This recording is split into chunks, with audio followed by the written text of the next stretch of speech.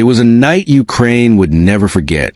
On February 24th, 2022, at exactly 5 a.m., the world changed forever. Air raid sirens screamed through the streets of Kyiv. Families woke up to the sound of explosions. Missiles rained down on Ukrainian cities. The Russian invasion had begun. A war that no one thought possible in the 21st century had now become reality. But how did it all come to this? And what really happened behind the scenes? Tensions between Russia and Ukraine have been building for years. In 2014, Russia annexed Crimea, shocking the world.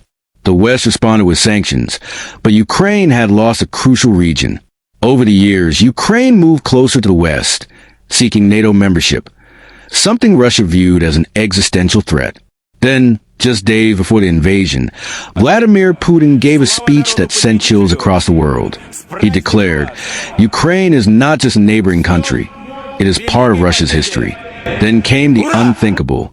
Before dawn on February 24th, 2022, Russian forces launched a full-scale invasion. Tanks crossed the border. Missiles struck major cities. Troops poured in from the north, east, and south. The objective was clear: capture Kyiv, overthrow the government, and install a pro-Russian regime. But Ukraine was not about to surrender. In the first hours of the invasion, Ukrainian defenders fought back with everything they had. Civilians took up arms, ready to defend their homeland. Some blocked roads with their own bodies, refusing to let Russian tanks pass. Others Molotov cocktails from their balconies. A resistance was being born. One name quickly became a symbol of defiance: Volodymyr Zelensky. The Ukrainian president, who had once been a comedian, was now leading a nation at war. When offered an escape by the U.S., he refused, responding with words that would be remembered in history: "I need ammunition, not a ride." The battle for Kyiv began. Russian forces attempted to seize Hostomel Airport, a key point just outside the capital. If they succeeded, they could fly in troops and take over the city within days. But Ukrainian soldiers and local fighters held the line, forcing Russian troops into a brutal fight. Then, a legend emerged: the Ghost of Kyiv, a mysterious fighter pilot rumored to have shot down multiple Russian planes.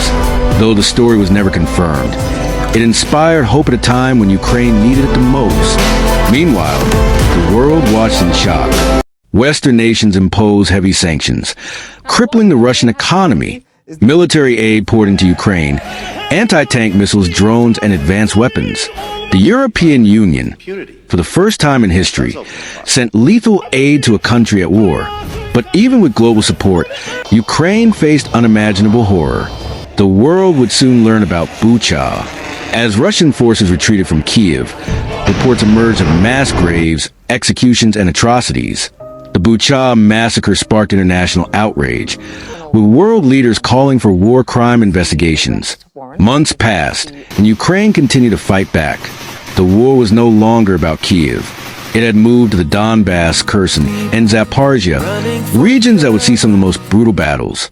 Despite its overwhelming military power, Russia made crucial miscalculations. Its army faced logistical failures, supply shortages, and a resistance far stronger than expected. In September 2022, Ukraine launched a stunning counteroffensive, liberating thousands of square kilometers in just days. But the war was far from over. By late 2023 and into 2024, both sides were locked in a grinding conflict. Russia turned to Iranian drones, missile strikes on civilian infrastructure, and mobilizing more troops. Ukraine, backed by Western intelligence and weapons, continued pushing forward. Now, as the war drags on, the world is left wondering, how will this end? Will Ukraine reclaim all its lost territories, including Crimea? Will Russia escalate even further? Or will both sides be forced into a bitter, uneasy peace?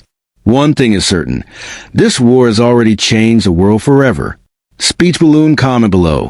How do you think this war will end? Will history remember it as Ukraine's greatest fight for freedom, or the start of something even bigger?